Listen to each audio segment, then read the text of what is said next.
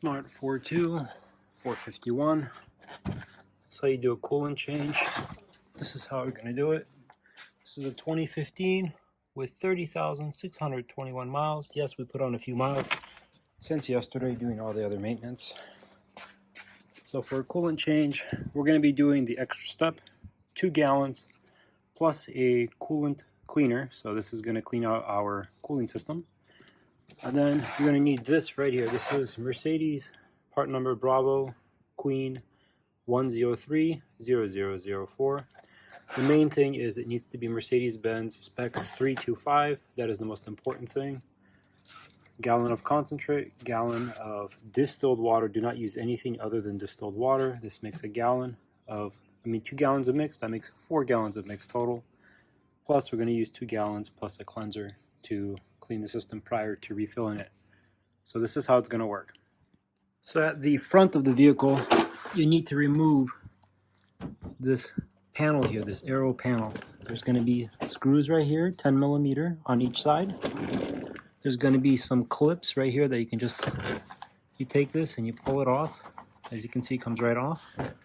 Then you will also have a few screws right there and right there. So you want to remove all of these screws to get this panel off. Sure, you can only do the front and just lower it, but removing it will allow you to drop the pan here, get it out of the way, and then put your collection reservoir. So we have those up there, the gray ones for coolant for me. So we're going to remove the lower hose here, and we're going to drain the coolant. So the total screws are going to be on the sides, there and there. You're going to have more on the inside of the fenders, over in those locations. And then I'm pretty sure you can see the 3 holes right here, 1, 2, and 3. Got to remove those screws as well. And then there's going to be a plastic right there. There's going to be a plastic, all these are 10 millimeter, and it's going through that bump stop looking thing right there. So once you get all those out, you should be able to lower your pan. And then right here, this lower radiator hose, we're going to remove this. You're going to need another clamp to reclamp this when you're done, but we're going to remove this lower radiator hose, and we're going to be able to drain our coolant right here on the passenger side. So once you get that clamp off, start removing this hose, you're going to get your coolant coming out. And basically you want to get this hose completely off and drain all this coolant out of the system. After you have taken everything that will drain out of there, you want to put the hose back on and put a new clamp on there.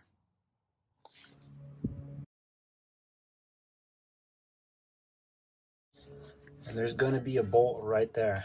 You see that bolt? So what you're going to do is you're going to get yourself a 6 millimeter hex nut. I've already broke this one free. You're going to pull this out. This is one of the bleed screws. So you're simply going to pull this plug out. Make sure you have your drain catch, because as soon as you pull this, it's going to bleed all over.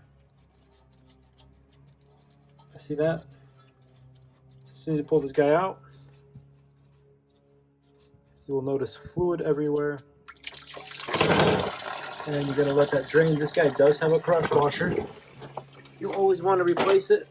Lucky for me, I have a whole assortment, but that's what it looks like. And that's what the screw looks like. It looks almost identical to the transmission, to the screws on the transmission for the drain and fill. Might even be the same part. But there's a little bit of accumulation there, which is why we're going to be cleaning it with the Presto. But wait for that to finish, and then we're going to start filling it. But when you do start filling it, there is a bleeder hose here that I'm going to show you. Now that at the engine underneath, we drained it, next thing you want to do is this hose right here. So some PCV systems in the way, so if you get it out of where you unclip it from this, you undo that clamp, and then you can get this hose off right there. That is from the cylinder head. As you can see, there's also coolant in this. You can hear it. There's bubbles.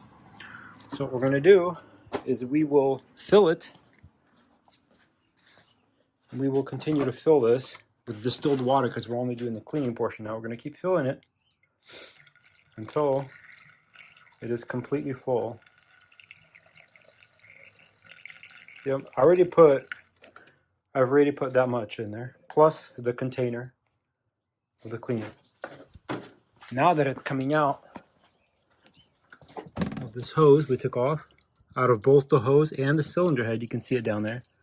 See, it's coming out of the both hose and cylinder head. That's when you know the system has been bled. There should be minimum to no air in here. If you do not do this step, you will get air pockets in your cylinder head and you will fry your engine. You have to do this. This step is non-optional. Opening it underneath here by removing the clamp down there, the bolt right there, and taking the hose off the cylinder head. These are both mandatory, not optional. If you are doing a flush, you have to do this. Do not skip this step. But since we've just bled it, we will put this clamp back on. We will put the nut underneath. We will make sure it's hand tight so we can run a system clean. We will fill this to the max portion. And if you remember this funnel from an earlier video, if you're using funnels for different functions, make sure you fully clean them with brake cleaner and whatever else you must use to make sure that they are fully clean before you use them on another fluid. But basically, we're going to top this up to the max line, which is right there. We will shut everything down, and as per the instructions on the Prestone cleaner, that's just water, by the way.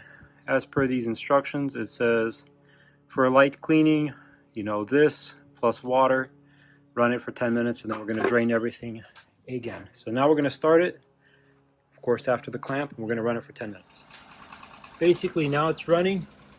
As you can see, there's no temperature lights, and we're just going to run it for 8 minutes because it's not really going to be getting all that hot. I'm going to be running this with the cap closed. Either way, it's been running for about a minute and a half or so right now, but the fluid has been topped up to max. We're going to run it for the 10 minutes total. And then from there, we're going to repeat the entire drain process all over again. And then we're going to do the coolant. Now that it has been 10 minutes, go ahead, shut everything off. Drain it from here, from that plug again, right there. This is what the original coolant looked like. Not too dirty, but not too clean. After all of its bled from the bottom, put the bottom plug back in. So it's going to be that guy right there. Put it back in, fill your reservoir to the max, and then come over here and take this hose. And what you're going to want to do is you want to pull the hose off, and then you put your finger on the hose, allowing the water and air bubbles to escape from the engine block, and then you'll see bubbles coming out with water. Once it's solid fluid, solid coolant, then you do the reverse. You plug the engine block, you'll plug the engine block and allow the water and air from this hose to flow out until both of them are solid streams of water. You do one at a time. You take off the engine and cover the hose and let the stuff from the block flow out. Once it's a solid stream, you block the engine head, the block, and you let the coolant flow from the hose. Once they're both solid streams of fluid, you know all of the bubbles are out of the hose portion and all of the bubbles are also out of the cylinder head portion. At that moment, you can put this clamp back on again. And you come back to the front and you have your 50-50 mix, and you want to refill it again. But this time, you want to make sure you only fill it to the max line and you stop. Because at this point, it should stay there. Now that the system is completely bled and completely full, verify that our clamp down here is on the right way. I'm going to find out what's going on with this vacuum line. I'll figure that out in a little bit and put that back on. But you want to put this mechanism here, this valve, you want to put it back on onto that clip there. It should click into place just like that. That's all back on. Our hose is completely back on. And what you want to do is, I will put the torque spec for you, but you want to get a torque wrench and you want to torque this bolt right here, the one that we took off. This is obviously not a torque wrench, but I'll put the torque spec for you here on the screen. That's what you want to torque it to. And then verify that your coolant is back at max. And at this point, it is completely done. We're going to go ahead, we're going to shut our cap. We're going to let it pressurize. We're going to run the engine. When you pressurize, you're watching that to make sure it's not leaking. Make sure your coolant level stays at max. If it starts to dip below low, then you would shut your engine off and wait for it to cool and add more coolant. And then you're also going to be monitoring here, making sure there's no leaks while it's pressurized and running. And you're also going to make sure that there's no leaks here after you've torqued it. I've put a new crush washer on here, so at this point, everything is completely done. I'm going to torque that bolt. We're going to start this and let it get up to temperature. And while it's going up to temperature, we're also going to put the heat to the highest point, and we will also put the fans to the highest point, so we can feel when the air is getting hot, which means that the water is circulating through the heater core properly and there are no bubbles in there. That's how you can tell. Heat to the max, fans to the max, and you'll be able to tell if the coolant is flowing properly. But at this point, I'm going to torque that bolt and get this started. So once everything's been refilled and you've had the heat on high and the fan on high running, if you have no more bubbles and your coolant level is still good, at that point, you're all done. And that's all it takes, is just bleeding the system. Let's just give it an overview.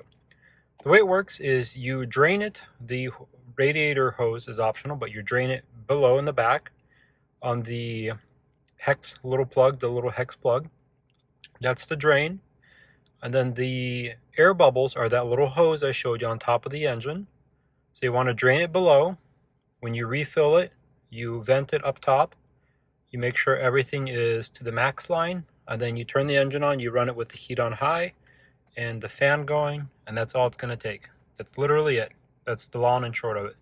The main thing is you cannot skip the step about the air bubbles. Take that hose off and get it done. Other than that, this coolant system has been flushed with 30,621 miles.